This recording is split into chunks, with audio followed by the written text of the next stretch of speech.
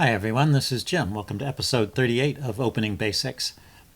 Today I'm continuing my look at the d4, d5 minor openings with the Torre Attack. So the Torre Attack was named after Carlos Torre Repetto, who's a strong chess player from the 1920s, a Mexican player.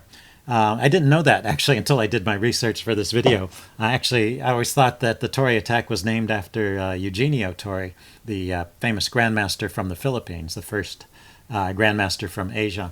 So that's not the case, though. There was another Torre before Eugenio Torre, and that was Carlos Torre Repetto from Mexico. And I'll show one of his games here to start off with.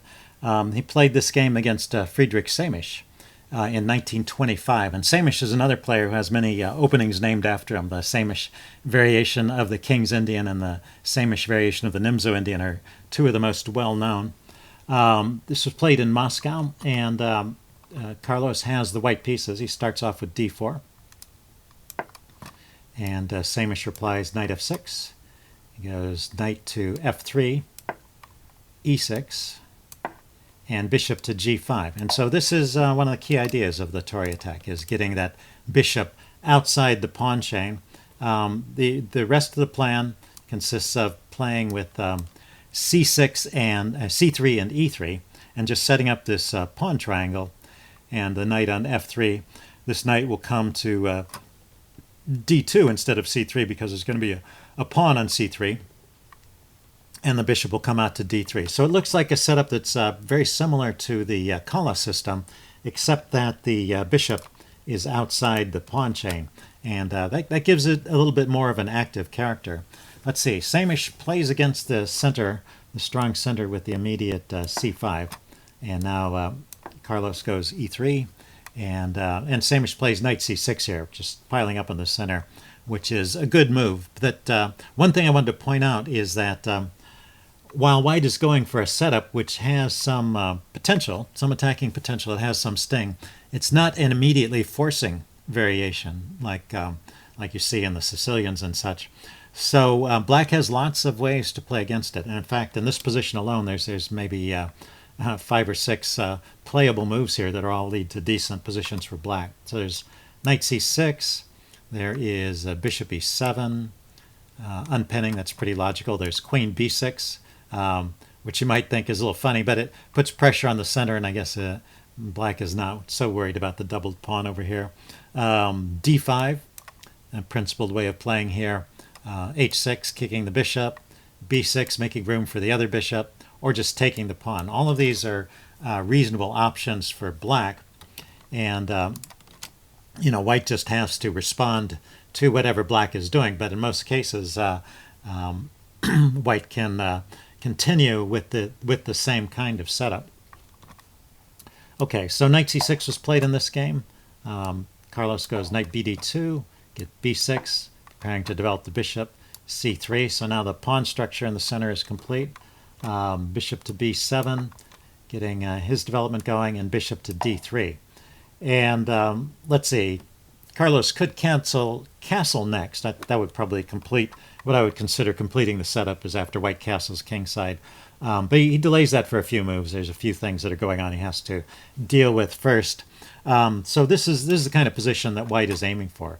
The solid center, active pieces, and if black is not careful, black can actually fall behind in development. Samisch has been doing a good job here of making sure he gets his pieces off the back rank and into the game. I'll have some examples later where things can fall apart in a hurry if that doesn't happen. Let's see. Samisch at this point chooses to exchange on d4. So he takes d4, he takes d4. Bishop to e7 now, unpinning and preparing to castle. Knight to c4. This move is a bit unusual for the types of setups that I'm going to be looking at, because, like I said at the beginning, I'm actually looking at d4, d5 openings. What's funny is that Carlos, when he played this setup, he would not play this against d5 openings.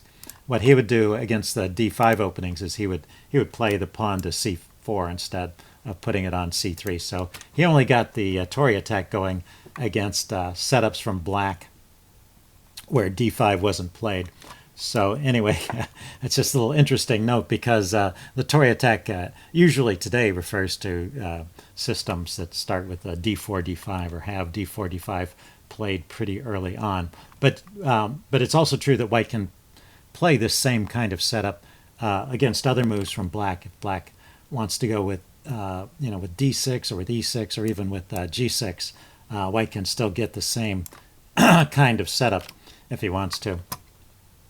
Okay, anyway, after knight c4, Samish goes queen c7, get queen d2, rook to c8, just some normal developing moves, and now white castles.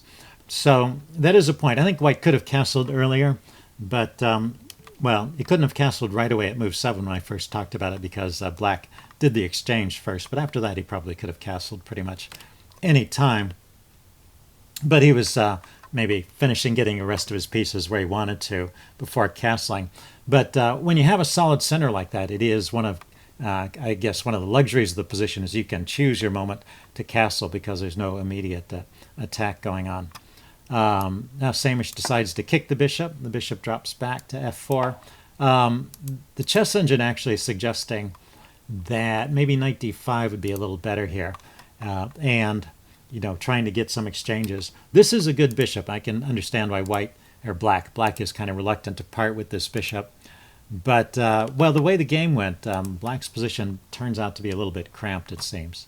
So, but Samish keeps all the pieces on. He doesn't, he could also trade bishops here, but he blocks instead.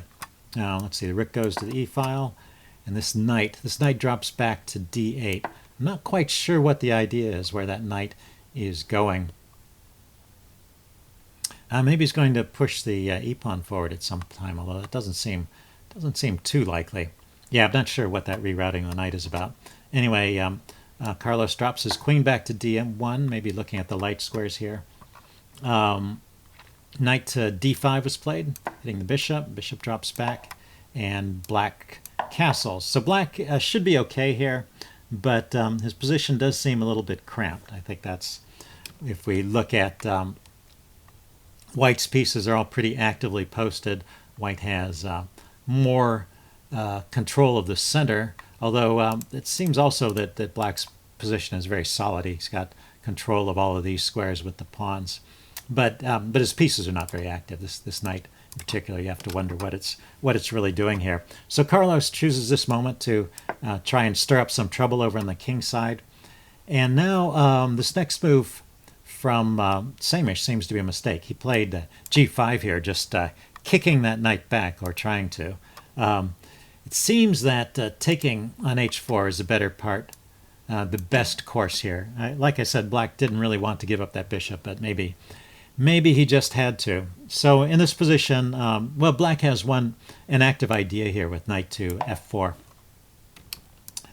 Looking at that bishop, threatening this pawn, and let's see, and then white responds by dropping this knight back and defending this way. So, this has activated black's pieces a little, and it's also given him the option of regaining the bishop pair by grabbing the bishop on d3.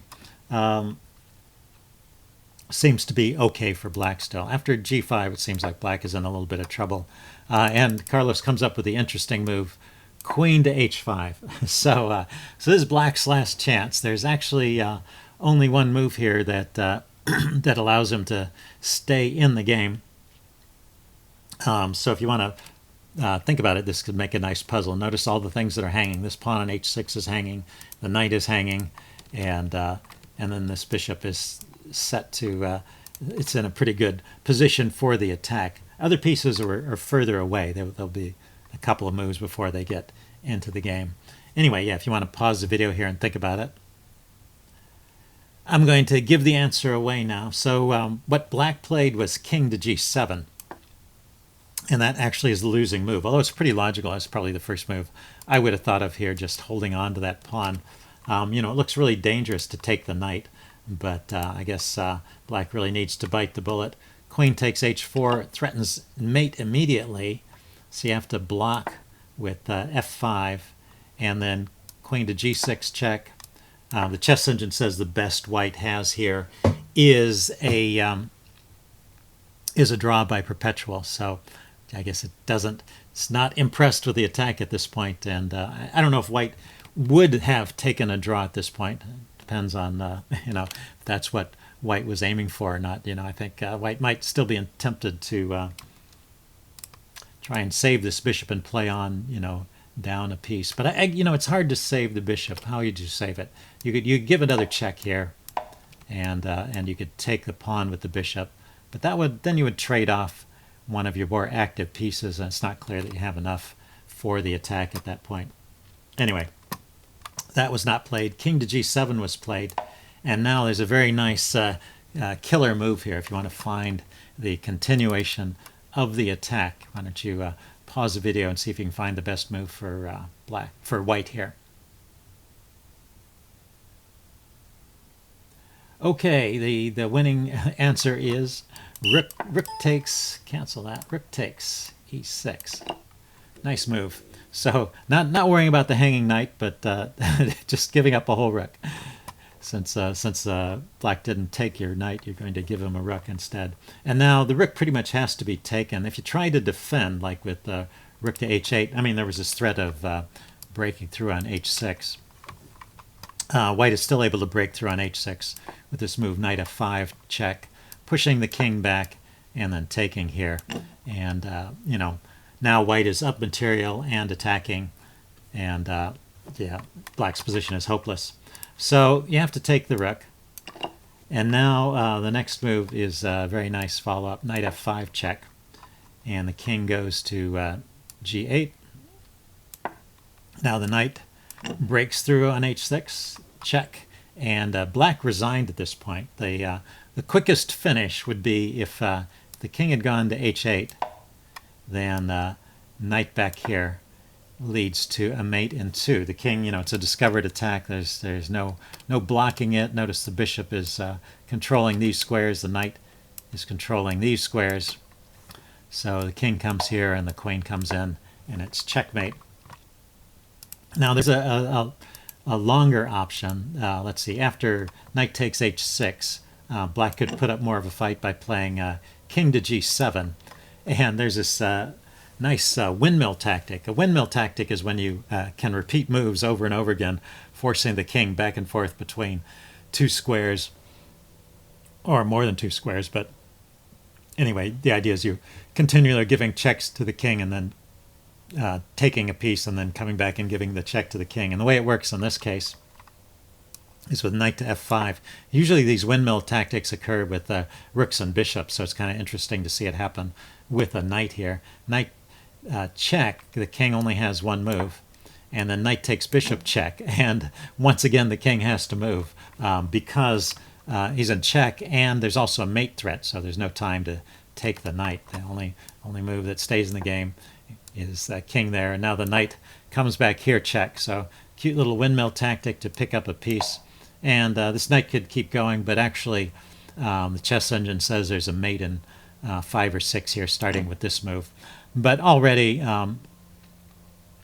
let's see, white has gotten back a piece and some pawns for the exchange. So already the material balance has shifted to be in favor of white, and the attack continues. So even without the forced mate, it's pretty obvious that this is a good position for white. So anyway, yeah, Samish resigned not too soon. So a quick finish to that game. Let's see, let's get back to the final position here. After king to g8, knight takes h6. Yeah, he resigned in this position. Okay, let's take a look at the next game. This game was played at the 37th Chess Olympiad. It was in the women's division, so the white player is Anna Benderach, and the black player is Sonia Zepeda. So this starts out more as a traditional d4, d5 opening. And so I wanted to use this game to talk about some of the opening variations. So white continues with knight f3. So avoiding that classical c4 move, knight f6, typical response, and now bishop g5. So the same 3 moves. These were the first 3 moves of that previous game that we saw by Carlos Torre Attack. So this is going for the Torre Attack, and black allows it by playing e6. There is one point I wanted to mention why I wanted to show this move order. It's a very typical move order, and there is a way for black to avoid the Torre Attack here and get into different lines, and that is the move knight e4. And what has happened here after bishop e4 is we've actually transposed into a line of the Trompovsky opening. And so this is a little bit different. So if you're white and you want to learn the Torre Attack, you need to learn a little bit about how to play this position in case this move order happens. Let's see. Black normally continues with c5, and probably it's best to take that. If you just try and continue along the lines of the Torre Attack with e3 here, then queen to b6 is a good move for black, putting pressure on the center and also the undefended b-pawn. White can play this, but it does involve a pawn sacrifice, I think, or queen c1. You can defend with queen c1, but then your center is going to suffer some damage, it looks like. Anyway, seems like black is okay. Let's see. After c5, I think best is to take, and then knight c6. So you stay a pawn up for a few moves. Now you play e3 and continue with your setup. You probably will eventually lose this pawn. You don't want to spend a lot of effort trying to hold on to it. Anyway, I'm not going to talk about this position too much more because I will cover that when I get to the Trompovsky, but I just wanted to mention that. And then I'll show you some opening wrinkles later to try and avoid that. But I think e6 is the move you'll see in this situation or some other move quite frequently. So we'll get into the Torre Attack here. e3, bishop e7. Let's see, if c5 were played here, you would just play c3 immediately. That's another way to play this. Knight b d2. Notice the knight is coming to d2 and not blocking the c-pawn. Black castles. Bishop to d3. Knight b d7. White castles. c5 and c3. And so you can think of this as the kind of the standard position of the Torre Attack. This black setup, the way black has set up his pieces against the Torre Attack, is very logical, and this position is about even. I mean, one of the reasons why you don't see the Torre Attack at the top levels is basically black is equal in these positions, but they're still interesting to play, and white has these long-term attacking chances. White's gotten all his pieces out. White has a solid center, and he's just going to try and find a way to get some kind of a kingside attack going. Okay, in this game, let's watch how things unfold. Black played with b6. Knight to e5 was played. There's this exchange. And, this trade, I think, helps black a little bit. So this is something, helps white a little bit, I mean, to get rid of this dark squared bishop. Like I said, in some positions, often it's the case that black wants to keep that bishop on.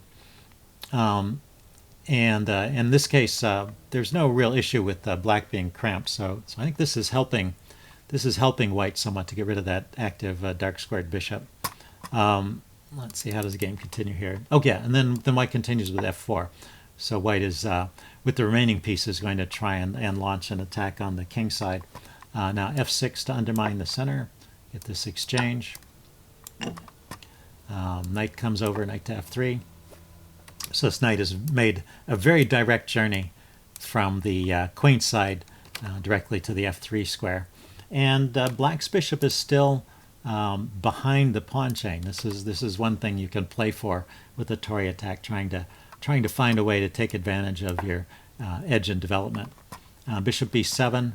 Knight to e5, and as I mentioned before, black has to be careful to play in an active way to make sure his pieces get into the game.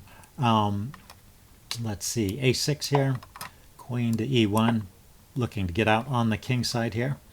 Knight to d7, just wanting to trade off the pieces and get rid of some of the pressure. The queen comes out to g3, allowing this trade, allowing the doubling of the pawns, but well, opening up some lines. This bishop is still behind the pawn. This pawn, of course, can come forward and open up this diagonal, but at the moment, at least, it seems white is pretty well protected along this diagonal. Let's see, b5, just expanding on the queen side. Rook to f3, bishop c6, rook a to f1, doubling on the f file, bishop back to d7. So getting around to defend things a little bit. I think, you know, black was maybe at a little bit of a loss for a plan. So some of these moves seem to be just kind of wandering around. And that's actually what you want. If you're playing the Torre attack, you want to get to a position where you have ideas and you're organizing your pieces for the attack, and your opponent doesn't quite know what to do and is kind of shuffling her pieces around. So, and we actually get to a critical position right here. So queen to h3 threatens the check and mate. Yeah, the rooks are guarding the escape. So this attack has been carefully set up, and now there's only one move to defend here. And you can pause the video here and see if you want to find the right move. Okay, I'm going to give the answer away. Black needs to play the move h6 here. And then it looks like she will survive. You know, there's still some danger here. The queen can come back and get on this diagonal. It's not so easy. Yeah, maybe the bishop comes over here to control those squares to counter that plan. Anyway, you know, white can still maneuver, but it appears, if you believe the chess engine, that black can defend that position. Instead, black went with g6, and actually this is losing. After the move rook to f6, there's a threat to just sacrifice the bishop on h6 and then mate or win the queen. So that would be very dangerous. So the trade is pretty much forced. And then the best way to take back, kind of surprising. I would kind of assume you want to take back with the rook, but taking back with the pawn is even stronger. The queen has to move. And now the queen just steps away from the h-file so that this h-pawn can come into action. And also the queen is looking at these dark squares here. Maybe you're going to put some pressure on this center pawn, line up behind this pawn. Those are some of the ideas here. So rook to c8. This is some more kind of shuffling from black. Queen to e5. Now bishop to e8. Seems like bishop e8 was the last mistake here. And the move rook to f8 would put up a slightly stiffer defense here. But anyway, bishop to e8 was played. And now h4. Rook went to c6, h5, the rook dropped back, and h takes g6, and black resigned here. The pawn pretty much has to be taken. It's to you don't want to move your queen away and allow this fork here. So and after taking, bishop takes, queen takes, the rook hangs, and so white is just up material. Plus black's king is all exposed. So anyway, in this position, after h takes g6, black just resigned. Okay, let's take a look at the next game here. This game was played between D. Shmakov and Mikhail Komitsky in Zhelezhnogorsk in 2007. I picked this game because, well, it has an interesting opening wrinkle. I was kind of referred to this in the previous game, so let's take a look at it. D4, D5, knight f3, knight f6, just like the previous game. And now not the immediate bishop g5, but throwing in the move c3 first. So c3 is part of that setup. It's part of the Tauri Attack setup. And it doesn't block the bishop. If you tried to play e3 or knight to d2, that would have blocked your bishop in and prevented or slowed down at least this bishop g5 idea. But c3 is the one move you can play here that that delays things for a bit, and then delays the bishop g5 move, but still keeps it in the position. And then black went e6 here, and now white went bishop g5. And the point of this move order is that now, well, I don't know if this is the point, but one point of the move order is now the bishop, or the knight to e4 idea, attacking the bishop, is not in play because the knight is pinned. So it's a way of avoiding transposing into the Trompowsky that I mentioned in the previous video. But there are other moves here for black, so black doesn't have to play that e6 immediately and could play a move like bishop to f5. And that looks like a good way to counter the Torre attack if you can get the bishop outside the pawn chain with black. It looks like that's leads to a decent position for black. But anyway, this game went with e6, bishop g5, now c5, e3, knight bd7, knight bd2, bishop e7, bishop d3, castles and castles, and we have the standard position of the Tauri attack. Let's see, black continued with rook e8 here. White went rook to c1, h6, kicking the bishop. Bishop went to h4, queen to b6, queen to b6. That's an interesting move, and it's an idea to keep in mind. It's putting pressure on the b pawn and the center here. White replied with b3, defending the b pawn. Sometimes you can sacrifice that pawn, but I think b3 is a reasonable move right here. You don't want to give it up unless you're sure you have some good compensation. And black's position is not that bad. There's still an issue with black's position, which is this bishop has not been developed. But anyway, it still should be a playable position here. Let's see. Black went after b3. Black went bishop to d6, trying to put it on a better diagonal and maybe avoiding trading bishops for the moment. White went with c4, just building a big center. Black took, c takes d4, e takes d4, and then queen to a5. So taking a look at some of these pawns over here, the a pawn and also maybe the knight. Bishop to b1 was played, just defending, holding on to that pawn. And now it seems like the next move is a big mistake.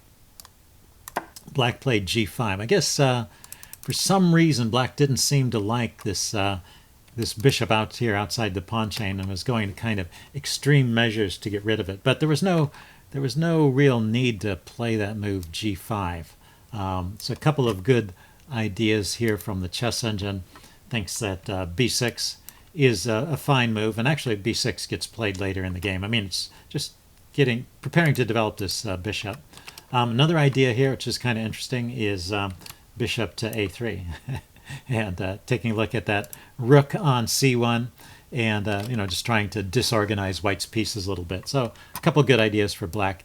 g5 is a mistake, and not because there's any big tactic here, so there's no quiz at this point. White just dropped the bishop back. It's just a mistake because it weakened the king side. So anyway, black got to trade off the bishop.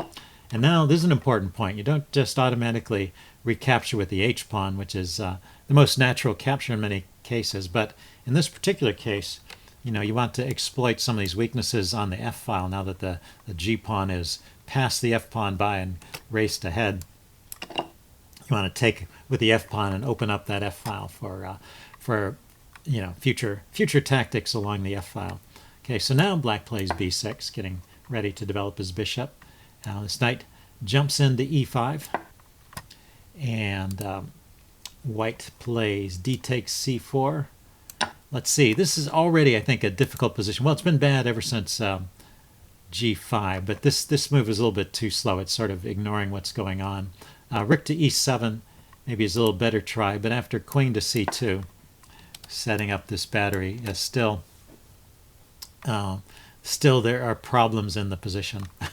I guess the knight can come over here to g4 to distract this knight. Anyway, in this position, d takes c4 was played. Back up, it's not rook e7, d takes c4. That just would have been a slightly longer game there. After d takes c4, we have knight takes d7, knight takes d7, and queen h5, and black resigned. So a very quick finish to that game, but well, look at all the threats. There's the queen is threatening to take the pawn, queen is threatening to take that pawn. The queen and the rook are coordinating on f2, and the bishop f7, and the bishop and the queen will coordinate on h7 there. So just a disaster position and a good example of what happens and you don't when you're not paying attention and you're weakening your king side against this kind of setup. Okay, let's take a look at the next game. This game was played by Eric Schiller in 1991. This is Schiller Rokop from Bradford, in Bradford from 1991. Eric Schiller is known more as a chess author than a player, but he's played some interesting games. He's written, you know, I don't know how many books, dozens if not hundreds of books. Lots on the openings too, so it's interesting that he would choose to play the Torre Attack. Anyway, he played d4, knight f6, knight f3, e6. So now there's no problem. After e6, you can play bishop g5 with no issues. Black goes d5, e3, bishop e7, bishop d3. You know, just slight variations in the move order, but we end up in the same position. Knight bd2, knight bd7, and c3 and c5. Castles and queen to c7. So I think everything has been going fine so far. What's interesting is that this game, Eric is following a plan that seems more reminiscent of the Tauri Attack. He puts his queen on the e-file here. Let's see, and after b6, preparing to develop the bishop. Bishop to f4, kicking the queen. Bishop d6, and we get this trade, so get the dark squared bishops traded off.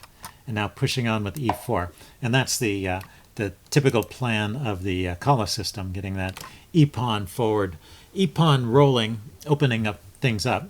Although it's different from the Kala system in that you know, one of the motivations in the Kala system for pushing the e-pawn forward is for liberating that bishop, which is generally stuck back on c1, whereas in this case it was already outside the pawn chain. But pushing the e-pawn forward also has the idea of softening up the center, maybe gaining space on the king side, and just opening lines. And particularly opening lines while this bishop has not yet been developed. So black needs to react to this, and because of the threat of the fork here, so requires some immediate action. The best move here is to take. It's usually a good idea to take when you can, but there are dangers in this position, again, because of the lack of development. And so, for example, well, knight takes is going to be the reply there, obviously, but you can't take back. If you're just routinely following your normal moves, that's often what you play is you take that knight and get rid of it, you know, bring a piece forward, and then you bring another knight out to attack it, chase it back. That's a very common sequence. But if you just play that like a blitz game, you will fall for this one. And now you can play your knight here, which will defend against the checkmate threat, but it doesn't defend against the loose rook in the corner.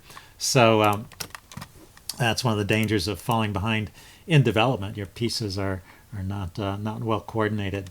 But this is still playable. You have to just drop the queen back to e7.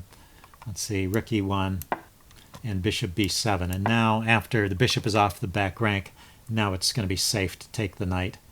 And then after queen takes, just bring the knight back here. Then the other knight, bring the other knight to f6. And black should survive that. But anyway, maybe he saw that trick with the exchange and taking and the fork, and decided it was better not to take. And he just played e5, but this lands him into hot water. We get d takes e5. I'm sorry, d takes e5. So that's a forcing move, forking those pieces. So knight takes, queen takes, and now f4 hitting the queen. So all these moves are coming with tempo and not giving black time to develop. So it's a very solid play here.